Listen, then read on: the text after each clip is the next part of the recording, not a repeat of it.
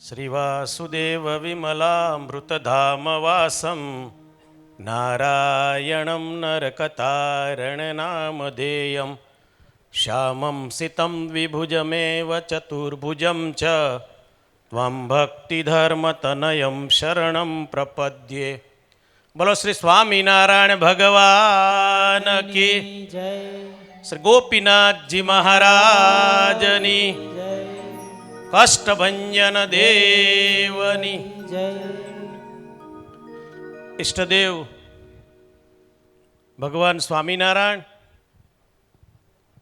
તેમજ વ્યાસ સ્વરૂપ પરમ પૂજ્ય અચલ સ્વામી તેમજ જેમના માધ્યમથી આપણે સૌ આ મૂર્તિ પ્રતિષ્ઠા નિમિત્તે એકત્રિત થયા છે એવા પરમ વંદનીય પ્રાતસ્મરણીય પૂજ્ય પ્રભુ સ્વામી તેમજ ગઢડાના ચેરમેન એવા પરમ વંદનીય શાસ્ત્રી સ્વામી હરિજીવનદાસજી તેમજ મહુવાથી પધારેલા મારા ગુરુવર્ય એવા પૂજ્ય ભક્તિતનય સ્વામી, પૂજ્ય ગોવિંદ સ્વામી, પૂજ્ય આનંદ સ્વામી, પૂજ્ય ઘનશ્યામ સ્વામી તેમજ સૌ સંત મંડળ તેમજ ગામથી અને ધામધામથી પધારેલા સૌ હરિભક્તો,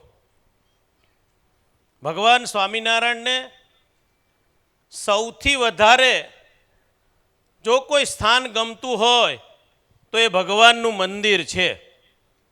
અને એ મંદિર થકી આપણે સૌ મોક્ષને પ્રાપ્ત કરતા હોઈએ છીએ.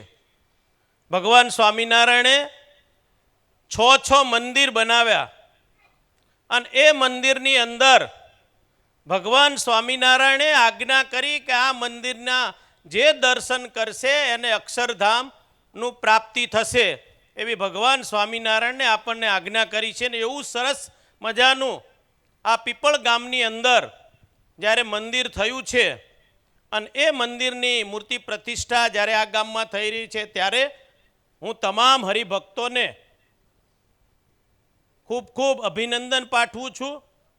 અને જેણે જેણે આ મંદિરની અંદર તન મન ધનથી અને પોતાની જે સદલક્ષ્મી એનો જે સદુપયોગ કર્યો છે એ બદલ પણ હું સૌ હરિભક્તોને ખૂબ ખૂબ અભિનંદન પાઠવું છું. વિશેષમાં આપ સૌ આ મંદિરે આવજો, દર્શન કરજો, ભક્તિ કરજો, ભજન કરજો.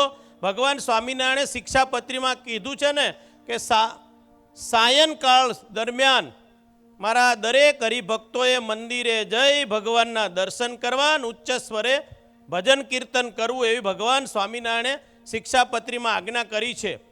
તો આપણે જ્યારે આ પીપળ ગામની અંદર મૂર્તિ પ્રતિષ્ઠામાં સૌ એકત્રિત થયા છીએ ત્યારે આપણે દરેક હરિભક્તોએ દિવસમાં એકવાર સવારે અથવા તો સાંજે જે આપણે દાખલો કરીને આ ભવ્ય મંદિર બનાવ્યું છે, દાખલો કરીને ભવ્ય ભગવાનને મૂર્તિ પ્રતિષ્ઠા કરીને જ્યારે આપણે પ્રસ્થાપિત કર્યા છે ત્યારે આપણી સૌની એક ફરજ છે કે સાંજે એકવાર આવીને પણ ભગવાનના દર્શન કરી આપણે ધન્ય બનવું જોઈએ, વધુ સમય ન લેતા. અત્યારે નૂતન વર્ષ ચાલી રહ્યું છે એ પણ સરસ મજાના ભક્તિભાવના રંગમાં આપણે સૌ રંગાયા છીએ ત્યારે હું આપ સૌને નૂતન વર્ષાભિનંદનમાં પણ આપ સૌને હું ખૂબ ખૂબ અભિનંદન પાઠવું છું. ગોપીનાથજી મહારાજના ચરણમાં પ્રાર્થના કરું છું કે આવનારું વર્ષ આપના માટે ખૂબ સારું જાય, આપની ઉપર ભગવાનની ખૂબ સારી કૃપા વરસે, આપ પરિવારે સહિત ખૂબ સુખિયા થાવ એવી ભગવાન સ્વામિનારાયણ, ગોપીનાથજી મહારાજ અને સાળંગપુરવાસી કષ્ટભંજન દેવના ચરણોમાં પ્રાર્થના સહ મારી વાણીને વિરામ આપું છું. અસ્તુ, ધન્યવાદ. વંદે માતરમ. ભારત માતા કી, ભારત માતા કી.